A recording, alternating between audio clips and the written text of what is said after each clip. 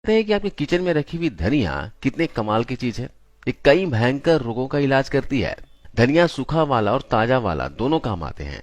अगर आपको एनीमिया है यानी खून की कमी है तो हरा धनिया पीस लीजिए, उसका चटनी बनाकर खाया कीजिए या फिर उसका रस पिया कीजिए। जो ये हरा धनिया है ना, ये थायराइड के लिए सबसे अच्छी उपाय है। जिनका भी थायराइड बढ़ गया है, डॉक्टर कहते हैं कि आपका थायराइड बढ़ा हुआ है, तो आप इसका रस पीजिए। ताजा धनिया मिले तो आप इसका रस पी सकते हैं, लेकिन कई बार क्या होता है, हरा धनिया बाजार में नहीं मिलते, तो आप यहाँ पर सूखा वाला धनिया जो आता है ना, देखिए ये धनिया के बीज जिसको हम मसाले में इस्तेमाल करते हैं, वो पानी में डालकर आप इसे ले सकते हैं। 2 चम्मच धनिया बीजों को लगभग 1.5 से 2 गिलास पानी में भिगो दीजिए और सुबह गर्म करके दिन में 2 बार इस पानी को लीजिए। इसके अलावा मैं एक और अच्छी दवा के बारे में बताता हूँ। आपको या फिर आपके घर के किसी सदस्य को हाई बीपी की समस्या है, हाई ब्लड प्रेशर के लिए दवाई खाते हैं, तो उसके लिए भी बहुत ही जबरदस्त इलाज है। वह है बेलपत्र के पत्ते, जिसको हम शिव जी को चढ़ाते हैं। तो इस तरह बेल का पत्र ले आइएगा।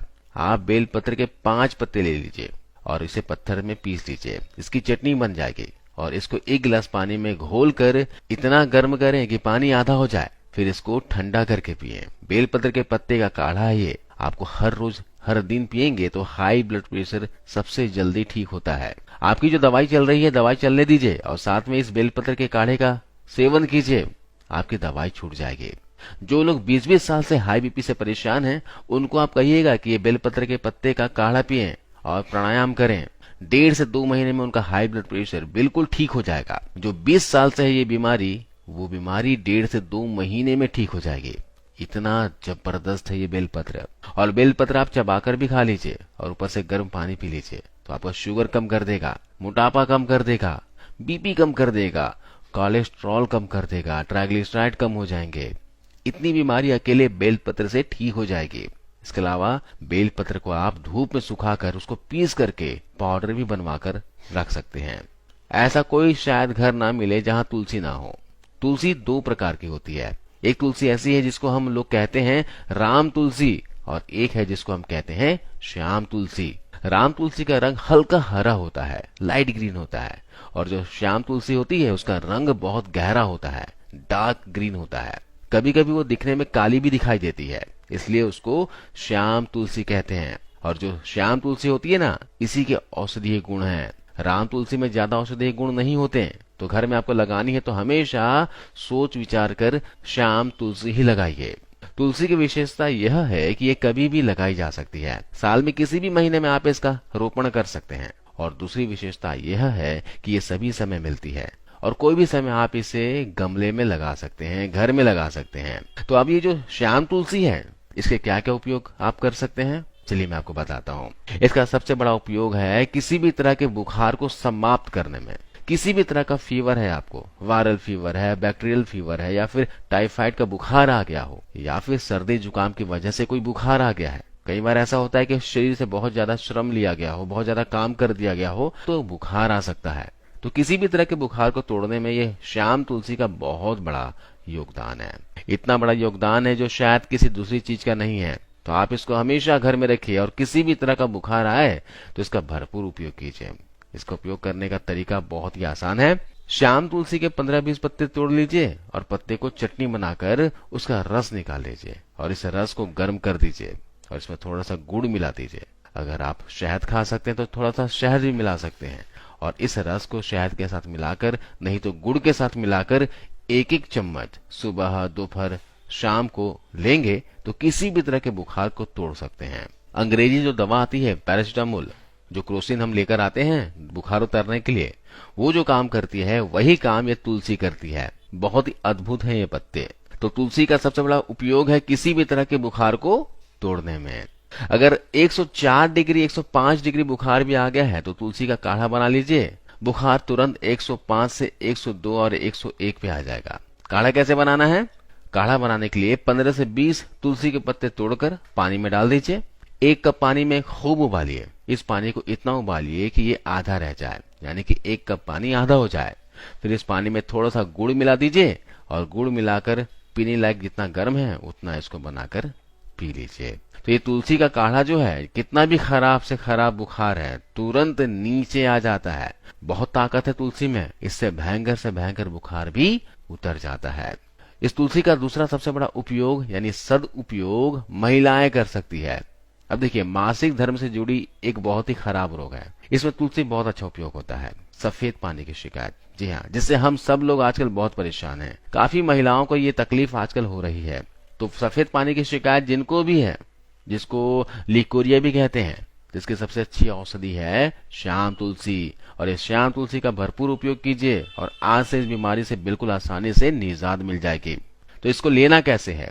जो तरीका मैंने बताया है कि इसका काढ़ा बनाकर ले सकते हैं, नहीं तो चटनी बना के इसका रस निकाल कर ले सकते हैं। और जिन महिलाओं को ज्यादा दिनों से ये शिकायत है श्वेत प्रदर की, लिकोरिया की, उनको इस तुलसी के रस के साथ खड़ी शक्कर जरूर खानी चाहिए, यानी कि डल्ले वाली मिश्री, धागे वाली मिश्री। जिंदगी भर के लिए आपकी बीमारी खत्म हो जाएगी, दोबारा कभी नहीं आएगी। इसी तुलसी का एक तीसरा उपयोग यह है कि जो अधिक उम्र के व्यक्ति हो गए हैं, जिनको पेशाब की अक्सर शिकायत आती है, बूंद बूंद पेशाब आती है, खुलकर कभी भी पेशाब नहीं आती, पेशाब करने के लिए जाते हैं तो कई बार नहीं होती है, कई बार ऐसा होता है कि एक एक बूंद ही होती है, तो तुलसी का काढ़ा बनाकर जरूर पिएं। ऐसे भी बुजुर्ग नागरिकों के लिए बहुत अच्छी है। अब ये चौथी औषधि के बारे में बात करते हैं। ये बहुत ही अच्छी औषधि है जो आप सभी के काम आएगी। तो जिनको भी गुर्दे का, कमर की, गर्दन की, वात की तकलीफ है ना, बहुत ज्यादा तकलीफ हो गई है। कई बार ऐसी कंडीशन होती है कि वात की तकलीफ में मनुष्य का शरीर हिलाना भी बहुत मुश्किल हो जाता है। तो वो जिस स्थिति में लेटा है, थोड़ी देर भी करवट बदले तो भयंकर दर्द होता है। उंगलियां ऐसी हो जाती है कि हिलाना भी संभव नहीं होता है ना। वात के रोग में जोड़ों में, घुटनों में दर्द, कमर में दर्द की शिकायत हो जाती है, जोड़ फूल जाते हैं। तो ऐसे जब कंडीशन हो जाए, वात अंतिम स्थिति में पहुंच जाए, बिल्कुल विकृत हो जाए, शरीर टेढ़ा मेढ़ा हो जाए, गठिया अर्थराइटिस हो जाए, तब एक औषधि काम आती है और वो औषधि है परिजात। परिजात का पेड़ के पत्ते 40 साल पुरानी arthritis, osteo arthritis, rheumatoid arthritis को भी ठीक कर देता है। इसके पत्ते, फूल आपने देखा ही होगा, इसके सफेद फूल होते हैं और डंडी नारंगी होती है और पूरे साल नहीं आता, साल में 2 या 3 महीने फूल आता है। तो इस पेड़ के पत्ते तोड़ लें।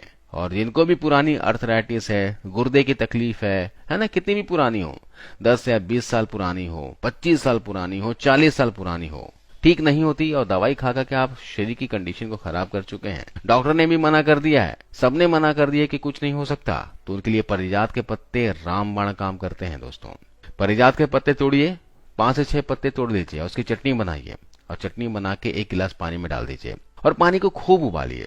इतना उबालिए कि वो पानी आधा रह जाए। उबालने के बाद पानी को ठंडा होने दीजिए और जब ये बिल्कुल ठंडा हो जाए तो उसको पी लेना है। छान करके पीजिएगा तो अच्छा है और वैसे पिएंगे तो और भी अच्छा है।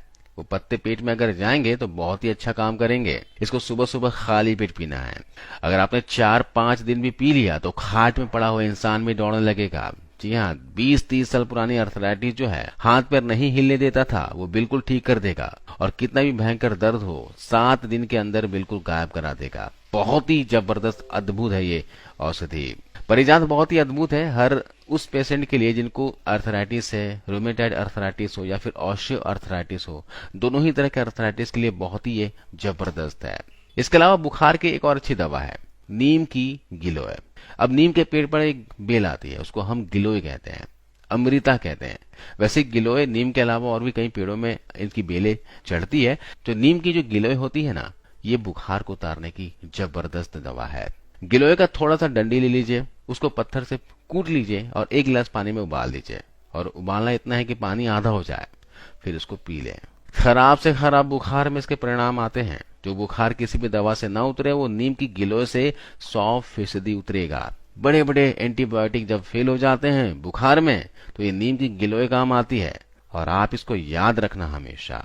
कई बार ऐसा होता है कि जब बुखार जब बहुत गहरा हो जाए तो शरीर में प्लेटलेट्स जो ब्लड में है वो बहुत तेजी से गिरने लगते हैं और व्हाइट ब्लड सेल्स कम होने की हालात में मरने की हालात आ जाती है ना। तो उस समय अगर आप ये नीम की गिलोय का काढ़ा दे देंगे ना तो मरता हुआ आदमी भी जिंदा हो जाएगा। इसलिए इसको अमृत औषधि कहा जाता है। अमृता इसका नाम है और ये कहीं भी आसानी से मिल जाती है और आप अपने इसे घर पर भी लगा सकते हैं। नीम के पेड़ पर चढ़े तो ये बहुत अच्छा है, नहीं तो किसी भी तरह के इसको आप बड़ा कर सकते हो। इसकी डंडी बस जमीन में गाड़ दीजिए या फिर गमले में गाड़ दीजिए, ये बहुत अच्छे से उग जाती है। ये बहुत अच्छी दवा है।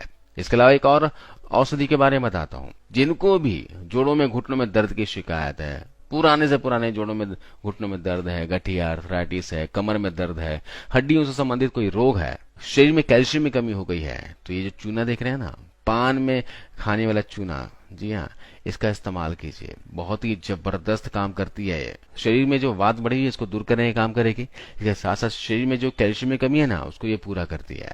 जोड़ों में, घुटनों में दर्द की शिकायत है, कुछ दिनों में ही ठीक कर देगी।